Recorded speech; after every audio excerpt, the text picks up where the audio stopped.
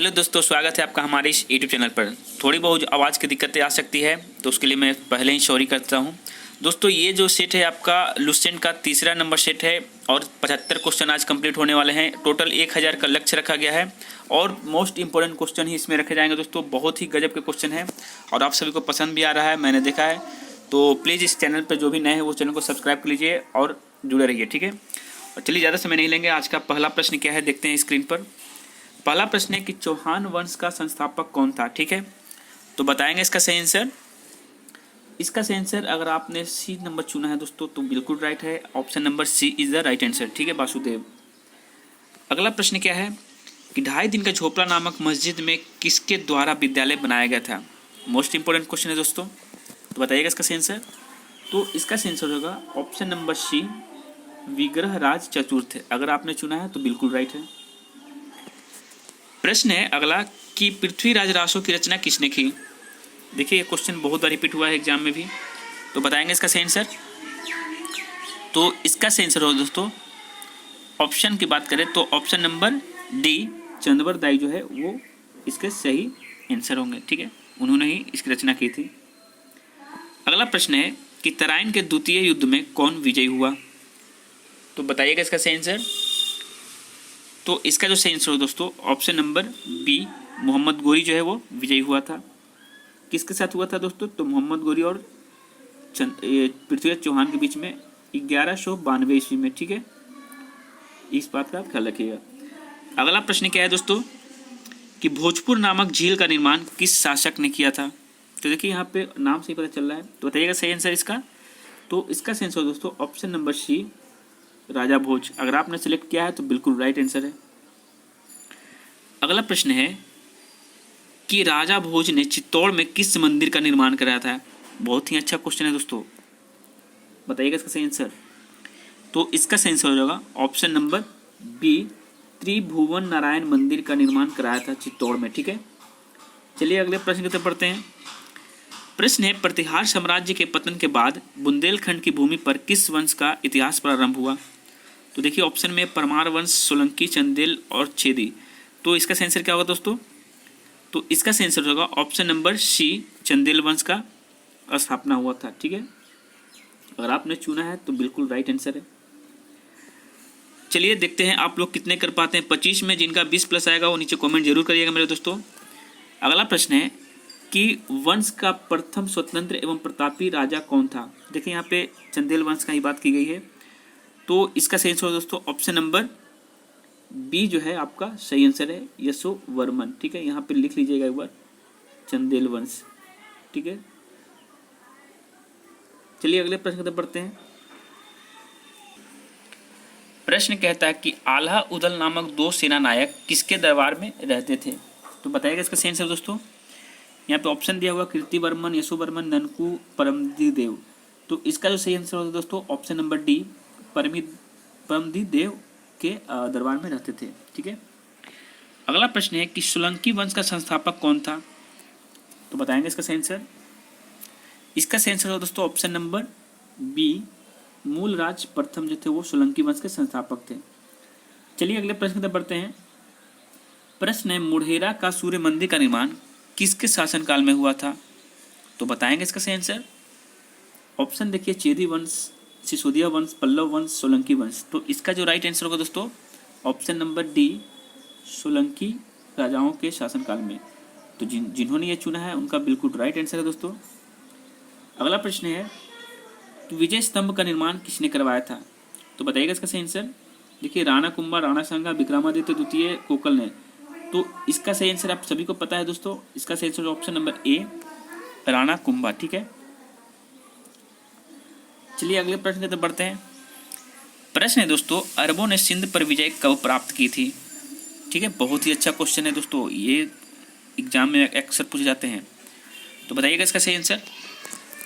तो इसका सही आंसर हो जाएगा ऑप्शन नंबर बी, 712 में। अगला प्रश्न है दोस्तों तुर्क आक्रमण के समय पंजाब में शाही वंश का शासक कौन था। ठीक है, तो बताएंगे इसका सही आंसर।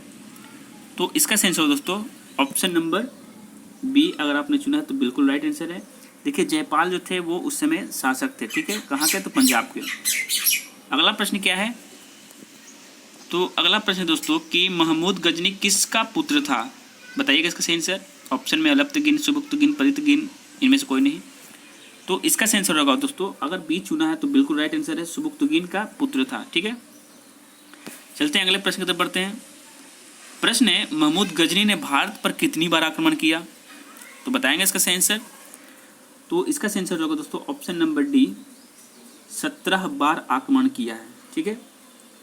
अगला प्रश्न है कि महमूद गजनी ने भारत पर प्रथम आक्रमण कब किया था, तो बताएंगे इसका सही आंसर। इसका आंसर होगा दोस्तों ऑप्शन नंबर सी, अगर आपने चुना है तो बिल्कुल राइट है, जो उन्होंने 1000 ईस्वी में वो भारत पर आक्रमण किया था, ठीक है। चलिए अगले प्रश्न की तरफ बढ़ते हैं। प्रश्न है महमूद गजनी का सबसे चर्चित आक्रमण सोमनाथ मंदिर को लूटना था, कब लूटा था उसने, तो बताइएगा इसका सही आंसर। तो इसका सही आंसर हो दोस्तों ऑप्शन नंबर बी, जो है आपका 1025 ईस्वी में लूटा था, ठीक है। बता देते हैं इसके बारे में कुछ डिटेल्स भी आपको। देखिए हुआ क्या था, 1025 में सौराष्ट्र में जो ये मंदिर उसमें लूटा था, लगभग 20 लाख दिनार लूट कर गया था दोस्तों, 20 लाख दिनार लूट कर गया था, ठीक है। और इसके जो लूटे हुए धन को कुछ तुर्क ने जो है वो एक तरह से लूट लिया था, ठीक है, कुछ भाग जो है, कुछ हिस्सा। चलिए अगले प्रश्न की तरफ बढ़ते हैं। प्रश्न है दोस्तों कि गजनी की मृत्यु कब हुई थी, ठीक है, तो बताइएगा इसका सही आंसर। तो इसका सही आंसर हो जाएगा दोस्तों ऑप्शन नंबर डी, अगर चुना है तो बिल्कुल राइट आंसर है, 1030 ईस्वी में इसकी मृत्यु हो गई थी, ठीक है। तो चलिए अगले प्रश्न की तरफ बढ़ते हैं। प्रश्न है मोहम्मद गौरी द्वारा भारत पर पहला आक्रमण कब और किसके विरुद्ध किया गया था, ठीक है, तो बताएंगे इसका सही आंसर। इसका सही आंसर दोस्तों, अगर ऑप्शन नंबर ए चुना है तो बहुत ही बिल्कुल राइट है। यहाँ पे 1175 में वो आक्रमण किया था, किसके विरुद्ध किया था यहाँ पे मैं लिखना भूल गया हूँ, तो इसका सही आंसर दोस्तों मुल्तान के विरुद्ध किया था, ठीक है, मुल्तान के विरुद्ध किया था। चलिए अगले प्रश्न की तरफ बढ़ते हैं। प्रश्न है दोस्तों कि मोहम्मद गौरी का दूसरा आक्रमण किसके विरुद्ध हुआ था। देखिए मैं कोई भी क्वेश्चन नहीं छोड़ूंगा, इसमें सारे क्वेश्चन आपको देखने को मिल जाएंगे। तो बताइएगा इसका सही आंसर दोस्तों, मोहम्मद गौरी का दूसरा आक्रमण तो देखिए किसके विरुद्ध हुआ था, तो इसका सही आंसर हो दोस्तों ऑप्शन नंबर बी, अगर आपने चुना है भीम द्वितीय, तो बिल्कुल राइट है। भीम द्वितीय और इसके बीच में जब युद्ध हुआ था तो उसमें विजय जो हुए दोस्तों, भीम विजय हुआ और मोहम्मद गौरी बुरी तरह से हारा था, ठीक है, बुरी तरह से हारा था। चलिए अगले प्रश्न की तरफ बढ़ते हैं। प्रश्न है चंदावर का युद्ध कब हुआ था, तो बताएंगे इसका सही आंसर। तो इसका सही आंसर होगा दोस्तों ऑप्शन नंबर डी, 1194 ईस्वी में, ठीक है। तो ये पूछ सकते हैं किनके बीच में, तो गौरी और जयचंद के बीच हुआ था, ठीक है। चलिए अगले प्रश्न की तरफ बढ़ते हैं दोस्तों कि मोहम्मद गौरी की हत्या कब कर दी गई, तो बताएंगे इसका सही आंसर। तो इसका सही आंसर अगर आपने ऑप्शन नंबर ए चुना है तो बिल्कुल राइट है, 15 मार्च 1206 ईस्वी में, ठीक है। अगला प्रश्न है दोस्तों कि गुलाम वंश की स्थापना कब हुई, तो बताइएगा दोस्तों इसका आंसर। तो इसका आंसर हो जाएगा ऑप्शन नंबर बी, 1206 ईस्वी में जो है गुलाम वंश की स्थापना हुई थी, ठीक है। चलिए प्रश्न है कि गुलाम वंश के संस्थापक कौन था, और ये क्वेश्चन आज का आखिरी है दोस्तों, तो बता दें इसका आंसर। तो इसका सही आंसर हो जाएगा ऑप्शन नंबर सी, अगर आपने चुना है तो बिल्कुल राइट आंसर है दोस्तों, कुतुबुद्दीन ऐबक। तो इसी के साथ ये वीडियो समाप्त होती है। अगर वीडियो अच्छी लगी तो लाइक जरूर करिएगा दोस्तों, और प्रश्न कैसे थे तो ये हमें जरूर बताइएगा। तो इसी तरह से आपको हमेशा जो है वीडियो मिलती रहेगी, पूरा सेट कंप्लीट कर देंगे दोस्तों, आप लोग टेंशन मत लीजिएगा।